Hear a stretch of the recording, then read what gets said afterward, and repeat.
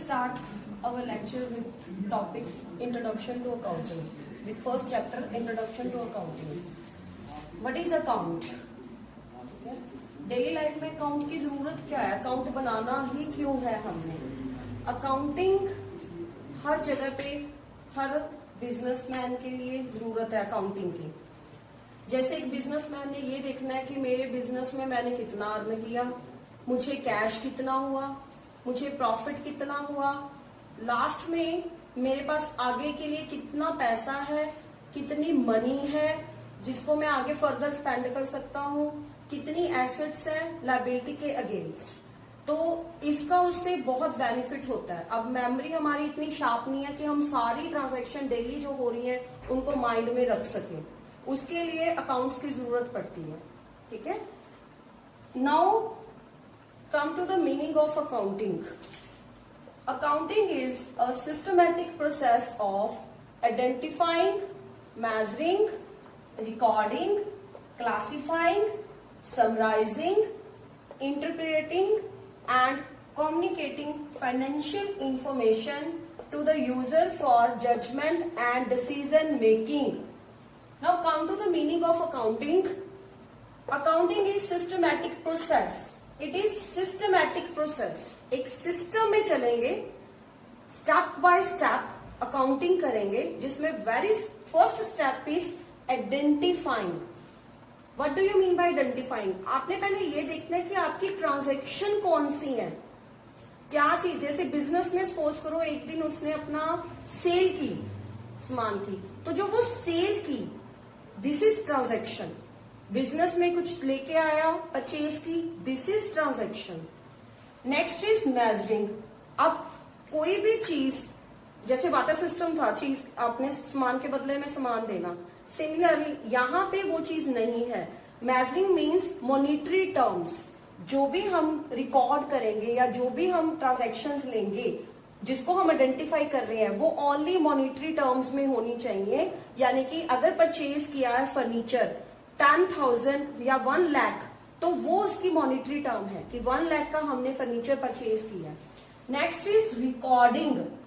Recording means अब हमने जो ट्रांजैक्शंस को मेजर कर लिया, उसको मॉनेटरी टर्म्स में ले लिया, नाउ उसको रिकॉर्ड करना है। Record means journal.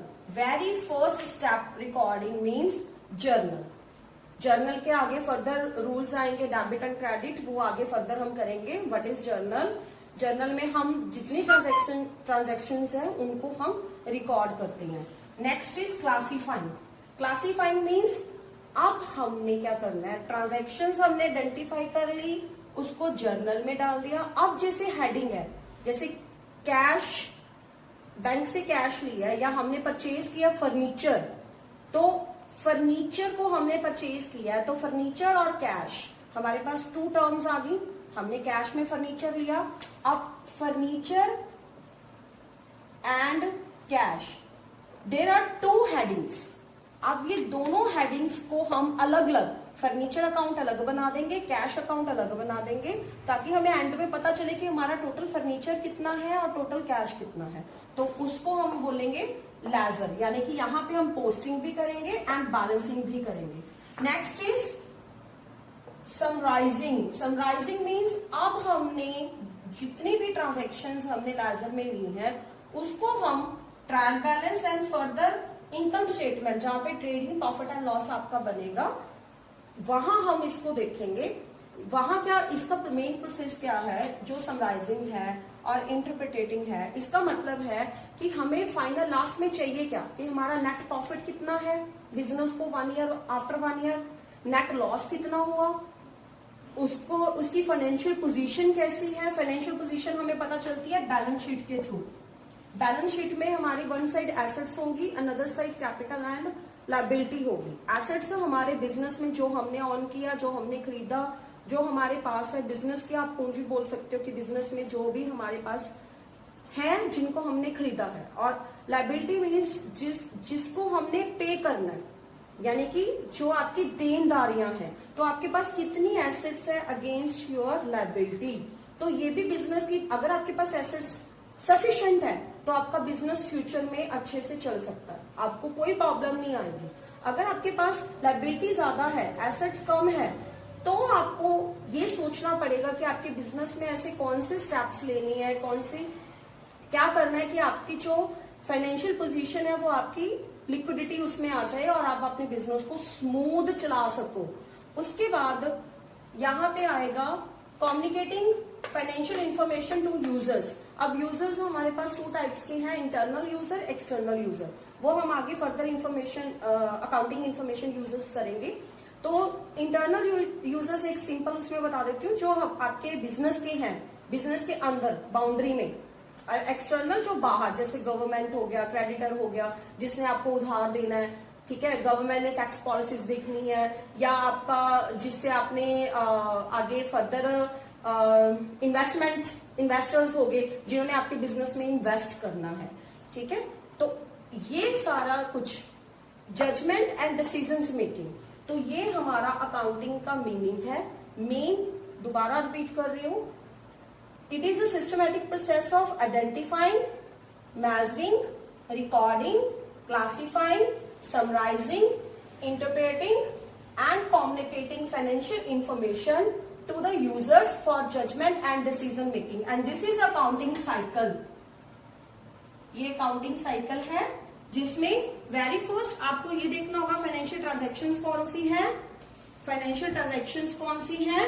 उसके बाद record means in journal, ledger, posting and balancing, then उसके बाद ट्रायल बैलेंस, देन उसके बाद इनकम स्टेटमेंट बनेगी जिसमें ट्रेडिंग प्रॉफिट एंड लॉस, जहां से आपको net profit and net loss पता चलेगा, एंड लास्ट में आपकी बनेगी बैलेंस शीट जिसमें आप एसेट्स, लायबिलिटी और कैपिटल लेके चलोगे, जिससे आपको बिजनेस की फाइनेंशियल पोजीशन का पता चलेगा।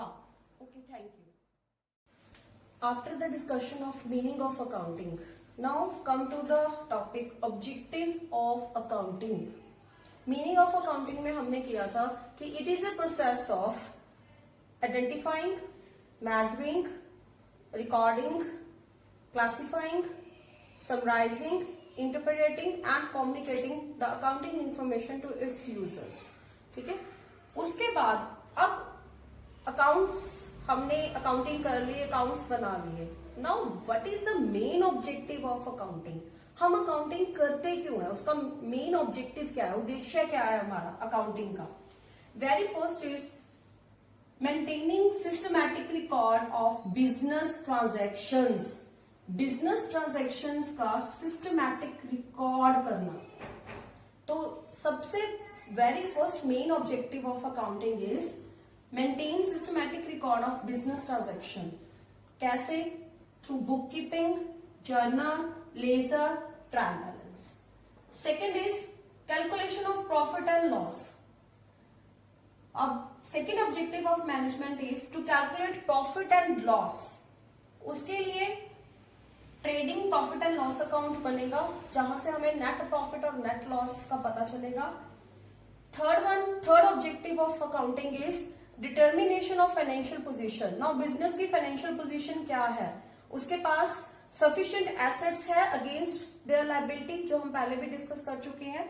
तो उसके लिए prepare balance sheet. Balance sheet means one side assets and another side is capital and liability. Now fourth objective of accounting is facilitating management. Management को फैसिलिटेट करना। मैनेजमेंट कौन है? जो मैनेज करती है। फ्यूचर फोरकास्टिंग करना, फ्यूचर डिसीजंस लेने, उसके लिए फाइनेंशियल इंफॉर्मेशन प्रोवाइड करनी, ये भी मेन ऑब्जेक्टिव है अकाउंटिंग का। उन्होंने बजट्स बनाने हैं, कोई फाइनेंशियल डिसीजंस लेने हैं, आगे डिसीजन मेकिंग करनी है, फोरकास्टिंग करनी है, तो उसके लिए उसको फाइनेंशियल इंफॉर्मेशन प्रोवाइड करनी। And next objective of accounting is providing accounting information to users. जितने भी इसके यूजर्स हैं उन यूजर्स को अकाउंटिंग इंफॉर्मेशन प्रोवाइड करवानी, यानी कि फाइनेंशियल रिपोर्ट देनी। कौन से यूजर्स? इंटरनल और एक्सटर्नल। इसको हम ब्रीफ में करेंगे आगे, बट नाउ मैं आपको इसकी बता देती हूँ। इंटरनल कौन है? जो बिजनेस के अंदर हो गया, आपके जैसे ऑनर्स हो गए, एम्प्लॉयज हो गए। एंड एक्सटर्नल जो बिजनेस के बाहर, क्रेडिटर, गवर्नमेंट, ठीक है, एंड इन्वेस्टर्स जो बिजनेस में इन्वेस्ट करते हैं। तो now there are 5 objective of accounting. Very first, maintaining systematic record of business transactions, calculation of profit and loss, determination of financial positions, facilitating management, providing accounting. We will discuss advantages and disadvantages of accounting. First, advantages of accounting. There are number of advantages of accounting. जैसे हमने बात की कि accounting में हम proper record, systematic record बनाते हैं, ठीक है, जो हेल्पफुल होते हैं मैनेजमेंट को. It assist the management. ये मैनेजमेंट को असिस्ट करती है. मैनेजमेंट ने प्रॉपर प्लानिंग करनी होती है, कोऑर्डिनेशन करनी होती है, कंट्रोलिंग करनी होती है, वेरियस बिजनेस एक्टिविटीज को देखना होता है. तो अगर प्रॉपर सिस्टमैटिक रिकॉर्ड होंगे तो उनकी हेल्प से वो जो जितने भी डिसीजन मेकिंग है, वेरियस डिसीजंस लेने हैं, फोरकास्टिंग करनी है, बजट्स बनाने हैं, उसके लिए उनको हेल्प मिलेगी. Very first advantage is assist the management. Second is information regarding profit and loss. अब जैसे हमने कहा कि हम अकाउंटिंग में प्रॉफिट एंड लॉस अकाउंट बनाते हैं, trading and profit and loss account, जहां से हमें net profit and net loss, यानी कि बिजनेस को ये पता चलता है कि उसको कितना नेट प्रॉफिट हुआ या कितना नेट लॉस हुआ. साथ ही information regarding financial position. Financial position means जो हम बैलेंस शीट बनाते हैं, बैलेंस शीट, जिससे बिजनेस की एग्जैक्ट पोजीशन पता चलती है, उसके लिक्विडिटी पोजीशन पता चलती है कि बिजनेस के पास कितनी एसेट्स है अगेंस्ट देयर लायबिलिटी. तो ये यहां पे जो दोनों पॉइंट्स है, मींस हमें information net loss and net profit कितना हुआ बिजनेस को, इसमें हेल्प हो गई, प्लस बिजनेस की फाइनेंशियल पोजीशन क्या है हमें वो भी पता चल रहा है. अब इसके बाद हमारा जो स्टेप है, this is helps in remembering. अब बिजनेस में कितनी ट्रांजैक्शंस और कितनी डेली एक्टिविटीज होती हैं जिनको माइंड में रखना एक बिजनेसमैन के लिए पॉसिबल नहीं है. हम रेगुलर रूटीन में भी देखो कि अगर आपको क्लास में कोई काम करवाया गया, आपको बोला गया कि आप नेक्स्ट डे करके आना, आपके माइंड से स्किप कर जाएगा. आप कितना रिमेम्बर कर सकते हो. बट अगर आपको वही चीज नोट्स के थ्रू बोली जाए कि आप नोट्स बनाओ, आप वो नोट्स बनाओगे, कल को आपके माइंड से भी निकल गया तो आपको नोट्स के थ्रू पता चल जाएगा कि हाँ आपका क्या टॉपिक है. तो यहां भी हमने क्या किया कि प्रॉपर रिकॉर्ड्स बनाए हैं, सिस्टमैटिक रिकॉर्ड बनाए हैं सिस्टमैटिक मैनर में. तो उससे क्या हेल्प होगी, आपको रिमेम्बर करना इजी हो जाएगा. आपको आपके रिकॉर्ड सामने, आपको कभी भी कुछ देखना तो आप उन रिकॉर्ड से देख सकते हो, ठीक है. उसके बाद है next, facilitate comparative study. What is comparative study? Comparison. Comparison means अब हमने अगर खुद से करना इंटरनली कि लास्ट 5 years पहले हमारा क्या था, बिजनेस में प्रॉफिट था, लॉस था, या पिछले साल कितना था, उसको हम इस साल के साथ कंपैरिजन कर सकते हैं. अगर हमें लगता है कहीं से कुछ ऐसे डिसीजंस लेने हैं जो कंपैरेटिव स्टडी में आपको लगता है कि आपकी सेल है जो लास्ट ईयर आपकी 1 लाख थी और इस साल आपकी सेल है जो वो 1,50,000 है, दैट मीन्स आप इंक्रीज हो रहे हो, आप ग्रोथ कर रहे हो, ठीक है. सिमिलरली आपको ये भी पता चलेगा कि आप डिक्लाइन कितना पीछे आए हो. आप अगर आपकी 2 ऑर्गेनाइजेशंस के बिटवीन में आपने करना है कि एक ऑर्गेनाइजेशन के दूसरे ऑर्गेनाइजेशन के साथ आप कंपैरेटिव स्टडी कर रहे हो कि वो आप उनमें कंपैरिजन कितना है, सेम टाइप का सामान है आपका वहां पे जो आप सेल कर रहे हो या परचेज कर रहे हो, तो उनकी फाइनेंशियल पोजीशन आपकी फाइनेंशियल पोजीशन से कैसी है, या उनके नेट प्रॉफिट और लॉस या और आपके नेट प्रॉफिट और लॉस कैसे, आप वो भी कंपैरिजन कर सकते हो. यानी कि ऑर्गेनाइजिंग लेवल पे एंड इंटरनल लेवल दोनों से आप कंपैरेटिव स्टडी कर सकते हो. Next point is helpful in assessment of tax liability. अगर आपने ये देखनी है कि आपकी टैक्स लायबिलिटी कितनी है, आपने सिस्टमैटिक रिकॉर्ड बनाए, उसमें आपने प्रॉफिट एंड लॉस बनाया जहां से आपको नेट प्रॉफिट और नेट लॉस निकल के आया, तो आपको पता चलेगा कि आपकी टैक्स लायबिलिटी कितनी है. तो वहां पे आपको हेल्पफुल होगा बिजनेस को कि आपने कितना टैक्स लायबल है या आपने कितना टैक्स पे करना है. Next is facilitates loans.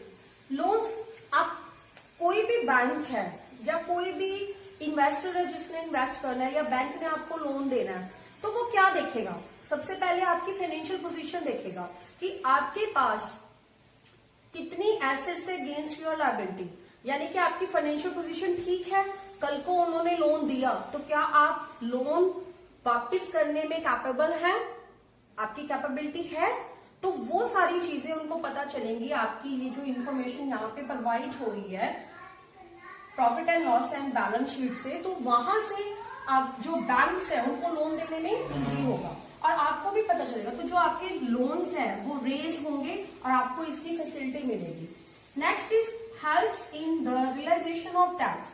अब टैक्स होते हैं आपके, आप टैक्स किसको बोलोगे, जो यहाँ पे टैक्स वो है जो आपने सेल की और आपको उसमें कुछ पैसा आने का होता है और कुछ आपको पता चलता है कि आप कितने हैं जो आपके पेबल हैं, जिन्होंने आपको पे करना है। तो यहाँ पे आप उनके उस चीज के लिए आपको ये हेल्प करेगा कि आपके पास कितने डेटर्स है या कितने आपके पास प्रोविजन फॉर डाउटफुल डेट्स है या सिस्टम में आपने रखे हुए हैं। उसके बाद है proof in the court of law. अब प्रॉपर सिस्टमैटिक मैनर में आपने अपने रिकॉर्ड बनाए हैं, प्रॉपर प्रिंसिपल अडॉप्ट किए हैं, आपने रूल्स अडॉप्ट किए हैं, तो वो कोर्ट में आपकी एविडेंस के तौर पर आप वो कोर्ट में रख सकते हो। तो it helps in proof in the court of law. तो these all are advantages of accounting। लेकिन कोई भी चीज है उसके मेरिट और डीमेरिट दोनों होते हैं, पॉजिटिव और नेगेटिव साइड। अगर अकाउंटिंग के हमें ये सारे बेनिफिट्स हैं तो इसके अगेंस्ट अकाउंटिंग के डीमेरिट भी है, डिसएडवांटेजेस भी हैं। Now we discuss first one is recording only monetary terms. हमने शुरू में जब अकाउंटिंग की डेफिनेशन की थी तो उसमें किया था कि अकाउंटिंग में ओनली मॉनेटरी टर्म्स ली जाती हैं जो मनी में कन्वर्ट हो। For example purchase for cash, sale for cash, okay. But जो नॉन मॉनेटरी आइटम्स है या जो क्वालिटेटिव है उनको इग्नोर किया जाता है। अब हर बार देखना कि आपको कितना नेट लॉस हुआ, नेट प्रॉफिट हुआ, वो बिजनेस में सफिशिएंट नहीं है। आपने क्वालिटेटिव भी देखना है कि कितने सुपरवाइजर्स है, कितने एम्प्लॉयज है आपके जो मेहनत से ऑनेस्टी से काम कर रहे हैं आपके बिजनेस में, उनकी भी तो आपने ग्रोथ को बढ़ाना है। उस चीज को यहाँ पे इग्नोर किया जाता है, ओनली मॉनेटरी टर्म्स ली जाती हैं।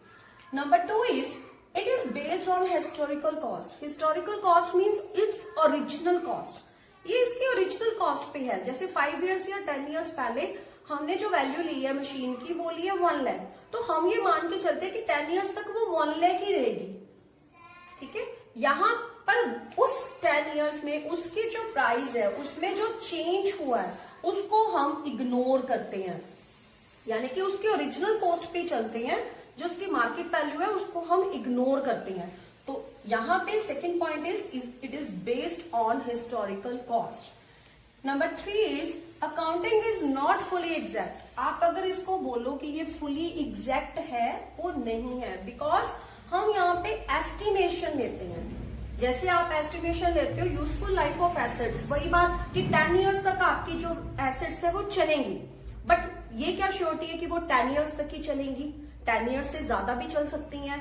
आपको पता है कि आपके डेटर्स हैं जिन्होंने आपसे उधार लिया है माल, वो आप उनके लिए आप ये सोच के पहले ही प्रोविजन रख लेते हो कि उनमें से कुछ परसेंट आपके डाउटफुल डेट कौन से होते हैं जो आपको पे नहीं करेंगे, डाउटफुल है, आपको फ्यूचर में नहीं मिलेगा, तो आप उनके लिए पहले से प्रोविजन एस्टिमेट करके रखते हो। तो इन चीजों के कारण for this reason accounting is not fully exact. Another point is accounting में lead to window dressing. Window dressing की तरह जो होता है वो नहीं दिखाया जाता और जो नहीं होता वो दिखाया जाता है। For example manipulation of accounts.